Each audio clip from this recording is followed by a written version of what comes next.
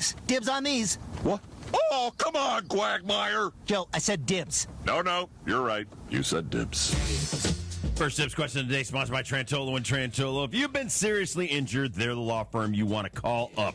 844-999-9999. Keith and Scott are third-generation Trantolos. Been around for over 85 years in Hartford, Waterbury, Bridgeport, New Haven, and Torrington, and now a couple of New York offices in Riverhead and Melville. So remember, call those Trantolos up. They'll get you the most money they can. What was my Little League jersey like back in the day? What was yours like back in the day? We were nothing like the Kiwanis with the button-ups. Oh, and Walt Dibble. We didn't have button-ups. Moneybags Dibble. And it wasn't Walt wasn't my manager. Brian Danko was. You've met Brian a million times. That's right. They were black and gold. They looked like, we kind of looked like... No, they weren't. Not the Kiwanis. Those pictures out in the hallway. That's Hamden. Oh. And those are wool, by the way. Oh, God. That's early 70s. That's Robbie's 10.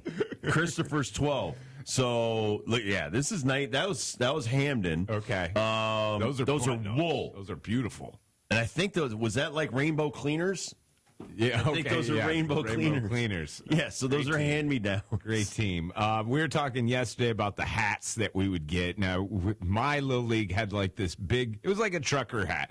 Big puffy foam in the front that really stuck up. Same here. Right. It's a hat. It's a big hat. Like it's a funny hat. Trucker hat Abraham Lincoln would wear. It stuck up so high.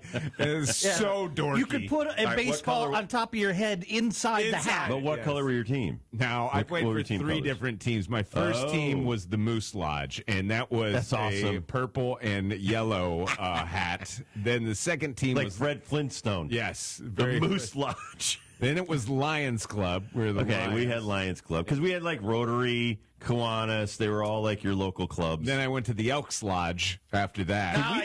We didn't have Elks. I think we had Elks, but I don't think it was called Elks Lodge here. Now, you're Indiana, so you're in the woods a little bit. So the Moose was my first team. The Moose was my first jersey. Did you have a mascot? It was not a moose. Okay. But the jersey smelled like a bunch of moose. Like it just stank like mothballs. They put it in mothballs, right? So the sliding pants smelled like mothballs. But the one thing I was not ready for, and even my parents didn't know what the hell these things were at the very beginning, and then it became a way of life: stirrups. I love stirrups. I miss stirrups. Oh, God, we hated stirrups. When stirrup socks, I think, get invented like the next year, everybody went stirrup socks, and nobody went actual stirrups. Well, no. And what the hell were those my supposed mom, to do? So by the time I got to high school, and I was a hot dog big time, so my stirrups, you didn't, I had wristbands, everything, but my stirrups, I'd have her cut the bottoms, put elastic band in there, sew elastic band, and pull the line all the way up to my knee. And then, because I had really small calves, I had really skinny legs, I took, and I did this in soccer as well. I would take a what do you call these things in your shoes? Shoelaces? Shoelaces. And I would tie the shoelaces really tight to keep them up. Nice. Okay. So my pants came down to my knees, the stirrups came up to my knees, and it was just one straight line. Right. I'm not talking. See, I didn't know about the other kind of stirrup too that we see a lot in baseball. That's like half sock and then it goes to but stirrup. That was when I was with the Reds. You had to show 6 inches of the sock at the bottom. Wow. So that's when the different stirrups came in. There were the Reds had big time rules. No facial hair, no long hair. You got to show the stirrups. The shoes had to be all black. And so in the minor leagues, for the 4 years I was in the minor leagues, you had to mirror the big leagues. We mirrored them in everything.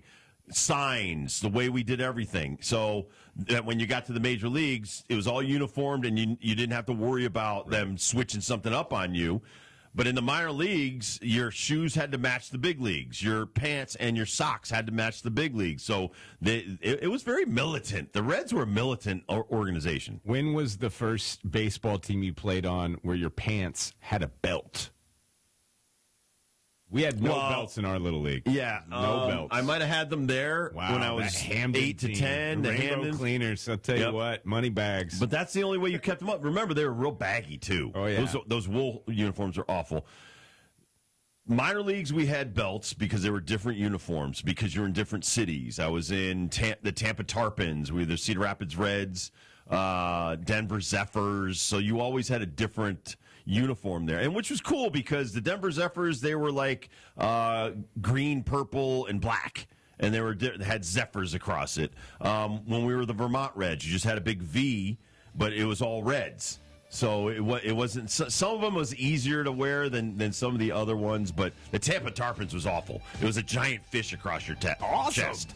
This big tarpon across your chest. When was the year that Little League baseball coaches stopped wearing the baseball pants shorts?